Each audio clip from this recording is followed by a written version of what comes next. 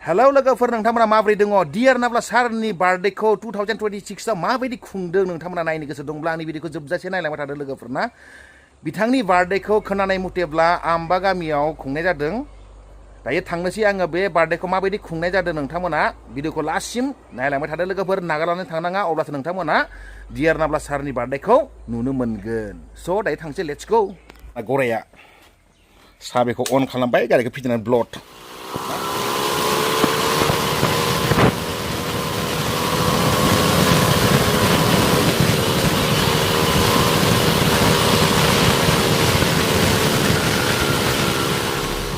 लोगोफोर दायो फाइनालि मोनफैनाय जाबाय आम्बा गामियाव डियार नाब्ला सारनि बार्थडेखौ देग्लाय बिथांनि बांलायावनो खुंनाय जादों दायो नैबेनो जाहैबाय डियार नाब्ला सारनि बांला बोसोरफ्रोमबो फेब्रुवारि 21 तारिखआवनो बिथांनि बार्थडे जायो आरो बिथांनि बार्थडेखौ दाब दाब जायगायाव खुंनाय जायोमोन नाथाय देग्लाय 2026 आव बिथांनि बार्थडेखौ बिथांनि बांलायावनो खुंनाय जाबाय आम्बा गामियाव नै दायो जों हाबलांसै ओरैजाय वाह आदा माबोरै खबरफ्रा दङ मोजां देग्लाय मा साननानै बांलायावनो खुंखो माबाखौ बार्थडेखौ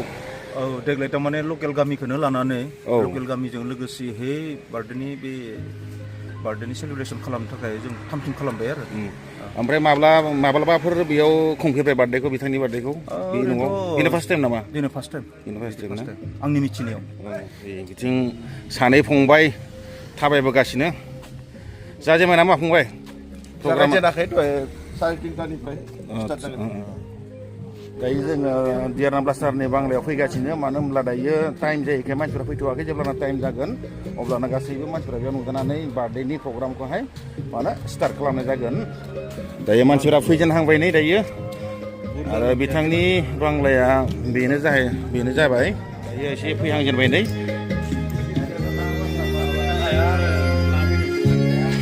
बिदिनो जाबाय डियार नाब्ला सारनि फट' दोननानै बार्थडेनि प्रग्राम खुंनायनि स्टार्ट खालामजेनबाय देग्लाय सारमोन बार्थडेखौ बांलायावनो खुंसाबाय ना गुबुनाव लायाखिसै जोङो थिगानो बे गाव थाग्रा न'आवनो ओमफ्राय बे गामिनिबो लिंदों आम्बा गामिखौ गिर्जाखौ लिंबाय फैगासिनो दं मानसिफ्रा साराय तिनटानिफ्राय स्टार्ट खालामनाय सारनालाय खबरा बोरै जायो थिगानो ना माबोरै सार मोजां एकदम फोरमायदो एसे सारनि बागै साराथ' जोंजों लोगोसे गैया अब्लाबो जों बोसोरै फालियो नालाय देग्लायबो फालिनो थाखाय जोङो जुथुमसे जादों सारखौ गोसोखांदों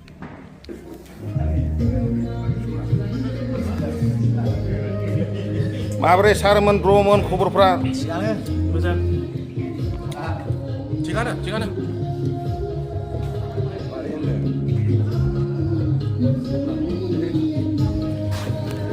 दायो जालांबाय थासिगोन जेब्लानो टाइम जागोन अब्लानो मानसिफ्रा बेयाव फैगोन आरो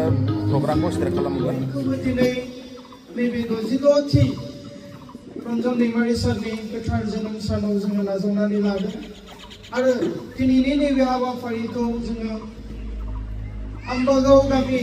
एबा आम्बागाव मण्डलिनो जोङो थालाय हगारनानै होनो इच्ছা खालामदों बिथांमोना गावनि बायदियै दिनैनि हाबाफारिखौ दैदेनलांनो हागोन गासैबो हाबाफारिखौ नोंथांमोननि नेमखान्थि बायदियै दैदेनलांनो हासिगौ होननानै जोङो जोंनिथिंनिफ्राय नोंथांमोननो समखौ हगारनाय जाबाय लोगोसे आम्बागाव बेप्टिस्ट मण्डलिनि जानानै जेसेबांखिनि आलासिफोर फैदों साफ्रोमनोबो जोंनि मण्डलिनि जानानै खुलुमनाय अननाय सिबिनाय गासैबो बावहरनाय थाबाय बे सेलेब्रेसना गुबुननि थाखाय बोरै जागोन जों मिथिया जों जेरै गामिफोराव खुङो जों मण्डलिफोराव जेरै खुङो बेबायदि जायगायाव आवडनिखौ बिदि जानाय नङा जोङो मोननैसो मेथाइ खननानै जोङो जागायजेनलांनोसै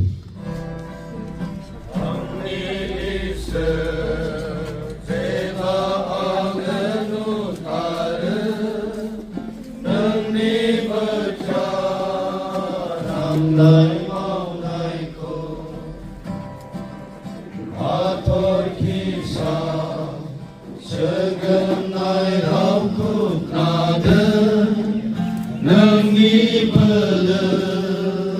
हादराव नुजादों बेनिखायनो आंनो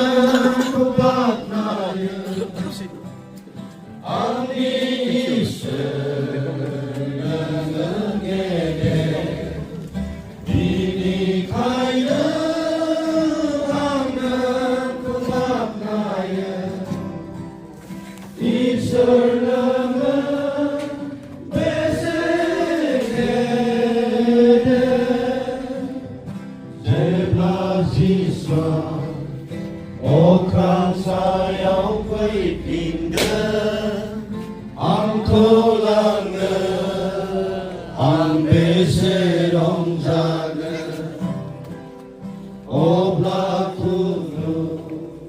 나는 거꾸로는 공근함이 이설는 게됐다 아르보 근세 소문 나이니 자케 ambago chigang mandalang ko parisin sabai ko sabai tini dozi doti panggang ni marisan ni kachar barde janam san phalinayaw ujatu khayanganai safram undeniफ्राय गेदेरसिन नोंथांमोन बयनिसिमबो रंजान दैमारि सारनि जानानै नोंथांमोननिसिम गोजोन आरो गाहाम हामलायथिखौ जासिहरबाय बेखेव बिबुंथियाव आं बेखौनो बुंनो सानो जे मोनफ्रोमबो शब्दखौ जोङो गोसोआव लायो आरो बिथांनि फोरोंनाय बायदि जोङो संदानै बुहुमाव जोङो दावबायो आरो बेखौनो जोङो बुहुमाव गालांनो इच्छा खालामो जे बिथाङा थारैनो हारिवनफ्रावरि सासे व्यक्ति जि हमायाव मानसिफ्रा एलपि स्कुलखौनो पास खालामग्रा सुबुंफोरा अनजिमाया खममोन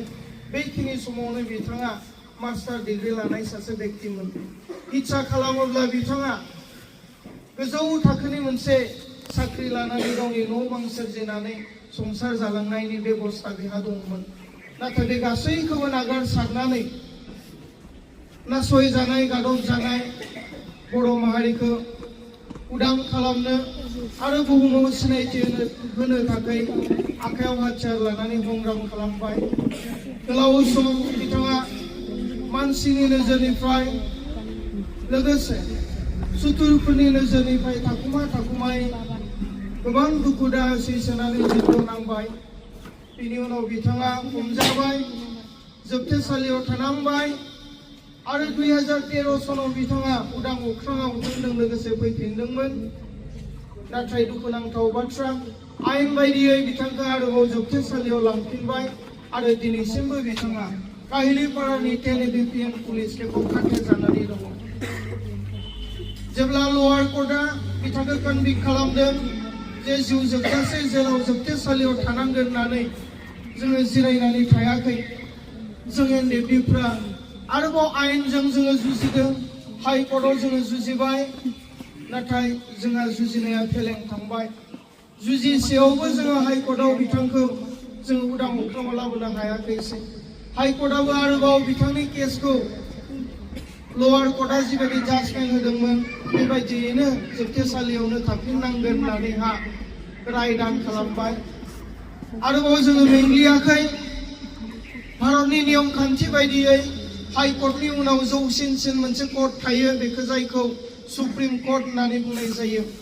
सुप्रिम कर्टआव आरोबाव जोङो जुजिबाय बिथांनि केसखौ एडमिट खालामनो थाखाय जुजियै 1.5 बोसोर जुजिनायनि उनाव नाब्ला सारमोननि बिथांमोननि केसखौ जोङो सुप्रिम कर्टआव एडमिट खालामनो हादोंमोन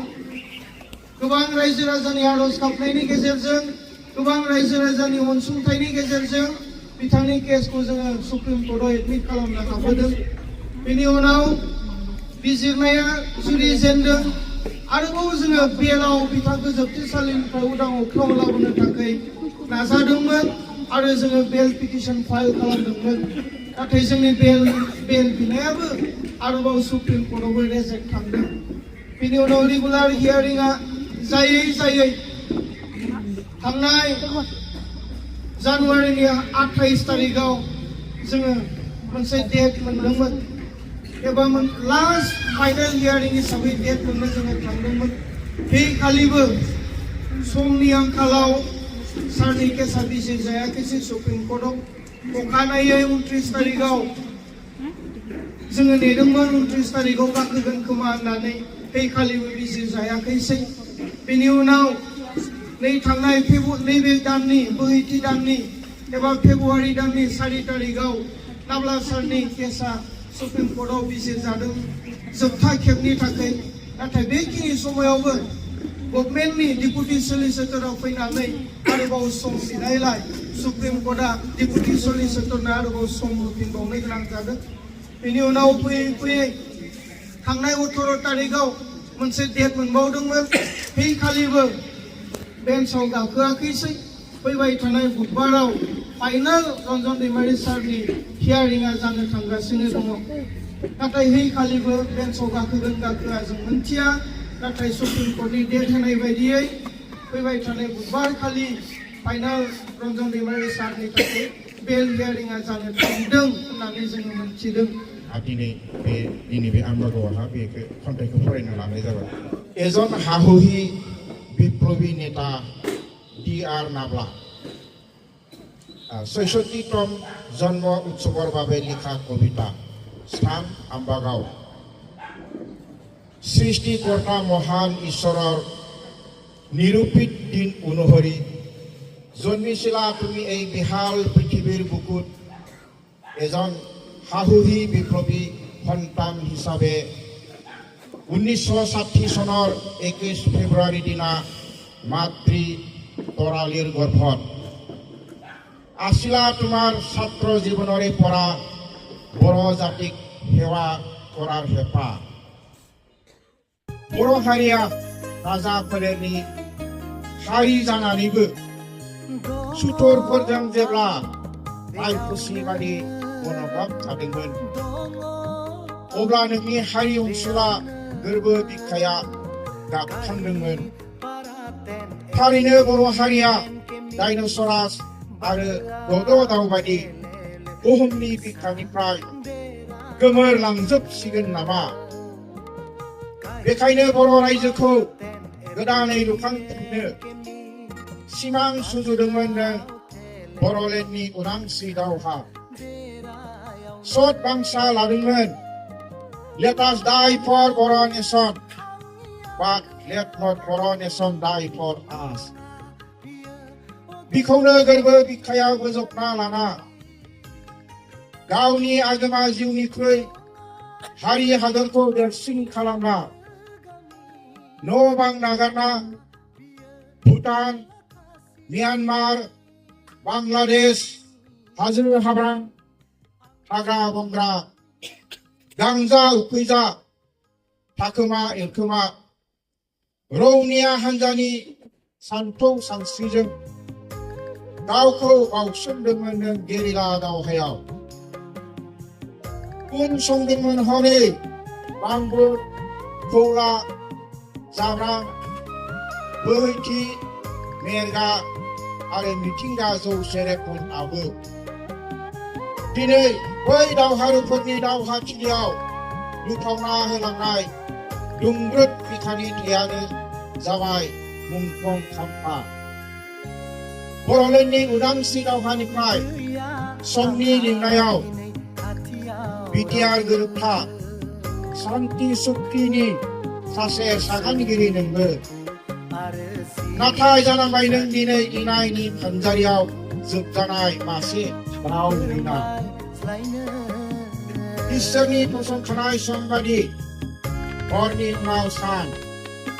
खोमसिनि उनाव सोराङा फैयो दिनैनि बे 66थि जोनोम साननि गोथार बुब्लियाव सोरजिगिरि इसोरा अनसाय हरथोंसै जेन' नोंनि बै हारि सिबिनायनि हाबिया गोसोनि हास्थायनाया मोगथां महर मोनो सुजुगिरि मिस्टार बुलन दैमारि life member Udalguri district committee Bodo' Sahitya Sabha फोरबोनि गेदेर मुंखौ फोरबोनि सोमोनांथाव बाख्नायगोन जों फोरबोनि गेदेर मुंखौ रोजाबगोन जों फोरबोनि सोमोनांथाव गासै बुहुमनि गेजेराव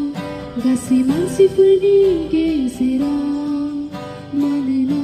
फोरबोआनो देरसिन इसोर आरो अराय बाख्नायजाथाव मानोना फोरबोआनो देरसिन इसोर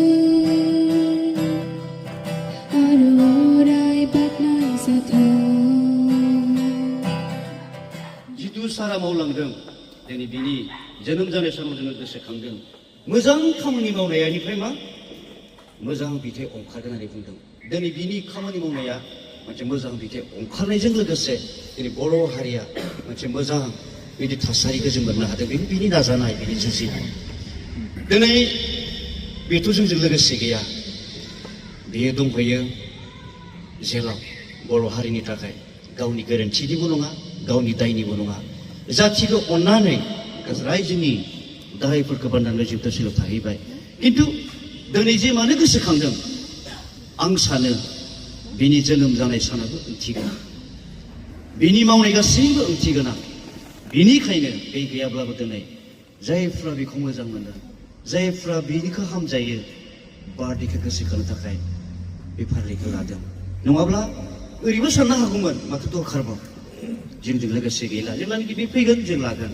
नाथाय मानो बावगाराखै बाइबेलाव बुंदों नोङो सानैबो हाबाखौ मावदों अब्ला नोंनि मावनायनिफ्राय मोजां बिथाइ ओंखारगोन जिखौ बियो मावबोबाय जिखौ बियो खालामबोबाय बिनि किसुमान खामानिफोरा गासै खामानिफोरा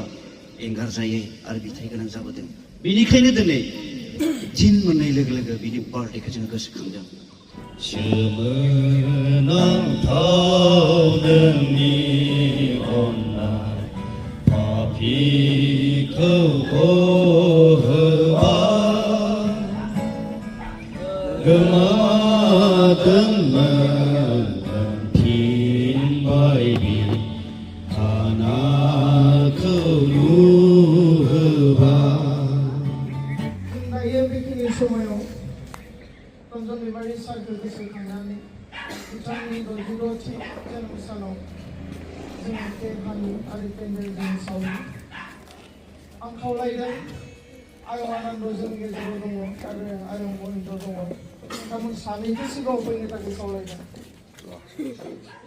लादो आरो आंना